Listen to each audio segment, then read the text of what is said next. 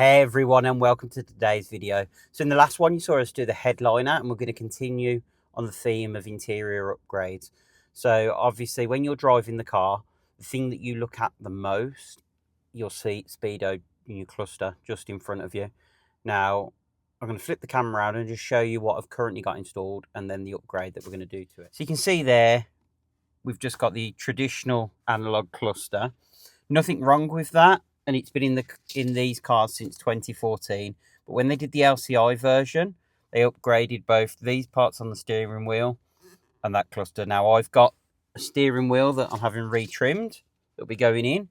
But what I've also got is what they call the 6WB, which is the part digital cluster. So it's not fully digital, because you can see in there is actually still a traditional needle, but the center of the console lights up with the screen. And for me, it just looks a little bit more modern. Again, that's personal preference, but I want to get that fitted in.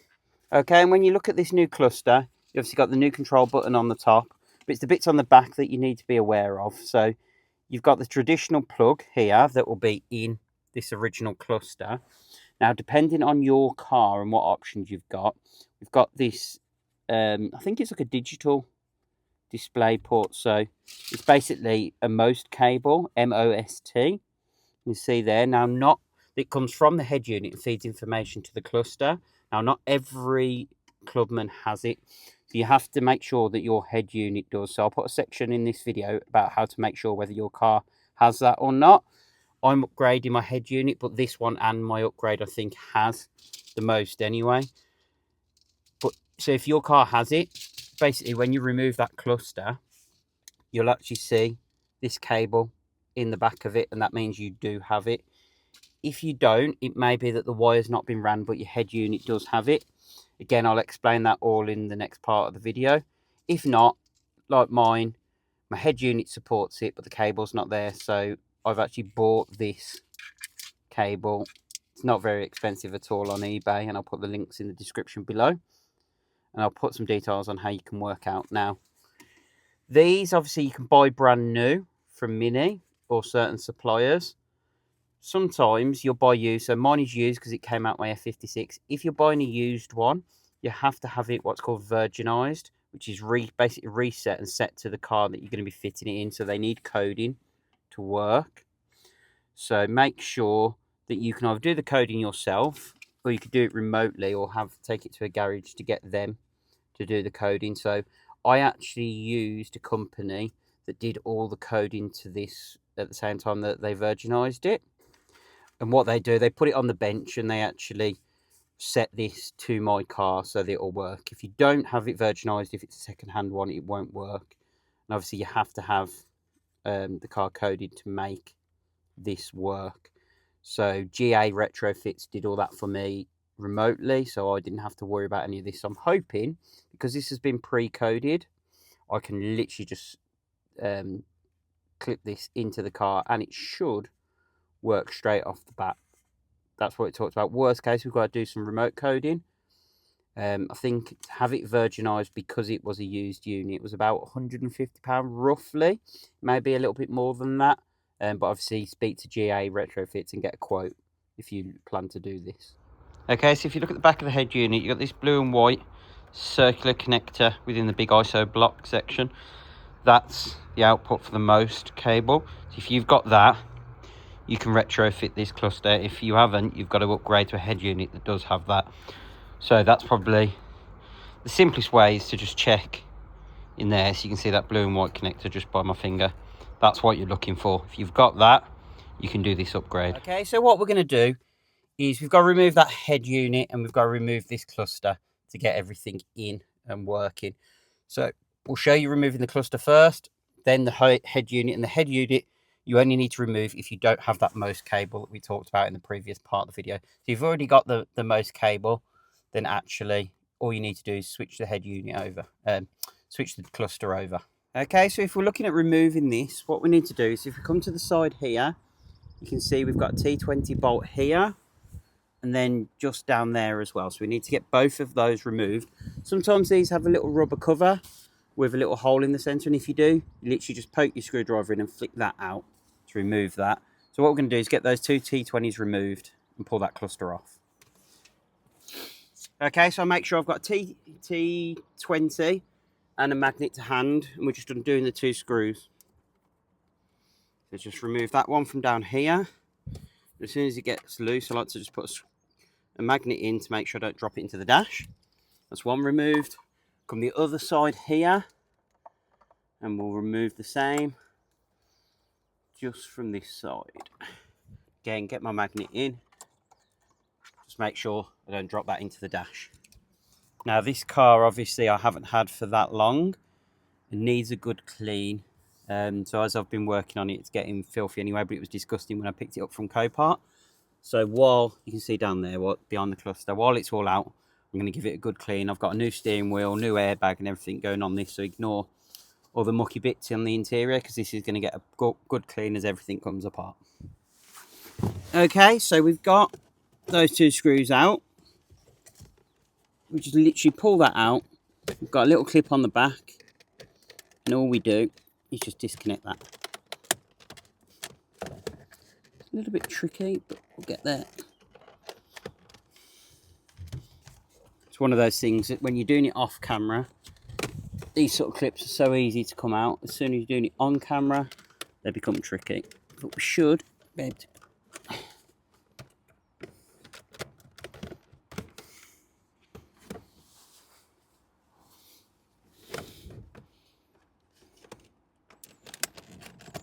There you go. And that's that out. Okay, so we've got the two clusters out, so you can see my original cluster doesn't have the most port on it, and when I come and look behind here, there's no cable as well. So we're going to give this a bit of a clean out and then get ready to reinstall. But first of all, on my car, I'll show you the next step of fitting this cable. If you had a Most cable, you can skip this next step. Okay, so when it comes to removing this, we've got a couple of bits that need to come off. One's this top grill, but one's this surround. And what we do, we grab hold of it, rotate it to the left. You can see that just comes straight off. So that was nice and easy, and that's nicer than some of the previous models where you have to sort of yank it off. Then in here, we've got some little screws, which are T20s. There's one here and one here. So let's get that removed. Again, make sure you keep hold of all of these screws. You don't lose any of them. And then there's just one here.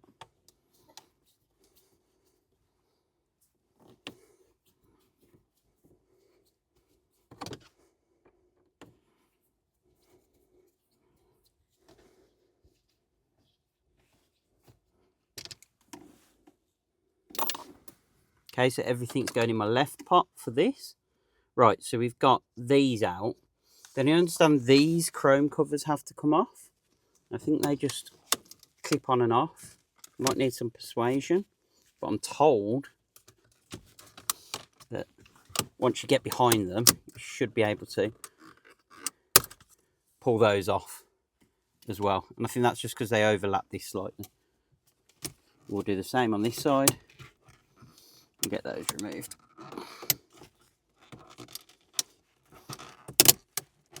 Yeah, that's not the nicest feel for those coming out, not going to lie, but they do come out that way. So that's got those two out. Okay, next, you've just got to lever this centre cover off. And that's just because we've got a little clip that we need to depress in here to release the top of this screw. Okay, so before you remove this head unit, remember to come in here and push. So you'll just see in this hole here, my screwdriver coming through, and you're pushing down a clip on the back of the head unit. Now, it didn't happen on mine, but I'll show you on the one I'm fitting. But here, you can tell someone's been in here before, like most of the car, because there's super glue all over the interior of this, where someone snapped it off by not doing that. So you can see there's all remnants of glue everywhere in here. So you're pushing down, basically, that's sat there. There's a little clip that sticks out here normally that you push down to release that top bit. Odd, we can repair that anyway to sell that on, but just something to bear in mind. Someone has literally just really forced that off. Now, if you're looking to install this MOST cable. Again, you can see we've only got to go from here to here, so I'm hoping it shouldn't be too bad to pass this cable through into the space down here, but we'll have a look and then show you. Okay, so to continue, by looks of it, we want to just remove these T15 screws that are here as well. Oh, sorry, T20 screws. There's two of them, one here and one here. This should allow us to bring this head unit out and forwards. So the screen only does so much of the work in the mini head unit. It's a separate head unit, which is what this box is here. So if anyone that's worked on cars with aftermarket head units in the past, it's all normally one. However, in the mini, it's split into these two segments. So this is sort of the brains of the operation. And this should then come out. And you see, you've got lots of different connectors here. Now, does my head unit support it? It looks like it may do, because it's one there. So what we would do, so if you're coming in here to just install the MOST cable, you can actually plug it into there, and then we'll show how to feed it through. If you're actually taking this whole head unit out as well to replace this, obviously we'll have to start disconnecting things, but we'll just show you feeding that through next, and then we'll disconnect everything.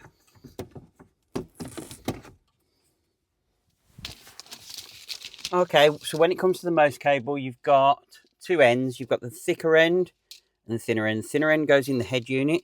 Thicker end goes in the back of the cluster. So we want to post this through. Now I'm looking, and if I get like this telescopic magnet through, I can actually get straight to here, and it's actually touching there. So I'm wondering whether it'd be easier to actually just come through this center console bit and poke it through to the left. And because there's quite a bit of stiffness in here, I might have to switch into the passenger seat in the UK, but I should be able to feed that through and be able to see it. So I'm going to switch seats and just come in through this here. Right, so I just need to go and get a long pair of pliers or something to just grab that, or I could even put some cable ties on it maybe. We'll see how we can grab that and get that through. Worst case, I'll start off this side and pass it through. Okay, so as I said, I've poked it through there, and if we look just in here, because that cable's quite stiff, those two orange cables there, that's actually the MOST cable, just poking through. If I grab that with my fingers, we've now got that running through, and we'll be able to plug that in to the head unit just in there. And on the head unit, you are literally just looking for the same fixing. So you can see, because it's like a digital cable from memory, or optical I think it is, that will just push straight in, and you're just looking for the right fitment. So it's just that one there. But again, you should be able to look on the back, and there'll only be one cable or one socket like that to plug it into. So we'll get that plugged in, and then we can go to fitting the cluster just over there next. Okay, so what we're going to do is we're going to connect the MOST cable in, and we'll just temporarily reconnect everything. I'm not going to screw it all in place until I've tested it works. Let's put that in place. We'll bring you in, turn the ignition on, and fingers crossed it works. Okay, so I wanted to add this short clip in to show if your cluster looks like this when you reconnect it, it's not coded properly. So you can see the dials aren't working. We've got tons of errors. That's because the coding that was supposed to happen hasn't worked correctly. If so, go back and get it sorted. Okay, so we've got the ignition switch down here. We're going to switch that on. Hopefully, take the steering wheel lock off. Much better start than last time. So you'll see a clip in the video where I had problems. So I was just getting distracted by the warning messages then. So I had problems with the cluster not working correctly. So the coding had actually dropped off. So it wasn't working. However, we can see now if we rev it, we switch it into sport mode, everything should change to red and black. We've got our mileage correct down here as well.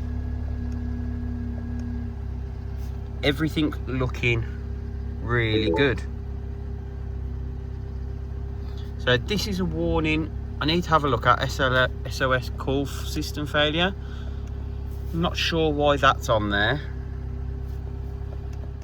Okay, so let's get this all screwed back in place. So you get our screws in one side at a time. Just make sure the holes are lined up and then do that screw up. Then if you have the little rubber caps, you can pop those back in over the top of each of these screws. So that's something to bear in mind. I didn't have those on mine. I don't know whether someone's removed those in the past and lost them. But yeah, they're not on mine. And then again, do the same, just check. Just have a peer in to make sure that the screw hole is lined up. And then just put that screw in. So the actual fitment of the screen is really simple. Obviously now we've tested it, we know we can lock it all in place. Okay, so if we look, we can see this screen is now fully functional. The only problem I have is this check tyre pressure, which is, I just need to reset that. I do have a replace battery warning that I don't know whether that's normal that's come up because it's extra functionality and my battery's always been a bit duff. You can see I've got this replace warning. And what will happen in a minute or so is if I try and rev it, I can't remember what happens. But basically I get a warning on here as well around SOS module not working well. I don't have SOS, there you go, SOS call system failure. So I'm going to speak to the guys at Retrofit to make sure they code that out so they can remotely connect to my car and be able to code that out via a laptop. So we'll get that sorted. You can see as we put it into sport mode, for example, it all goes red.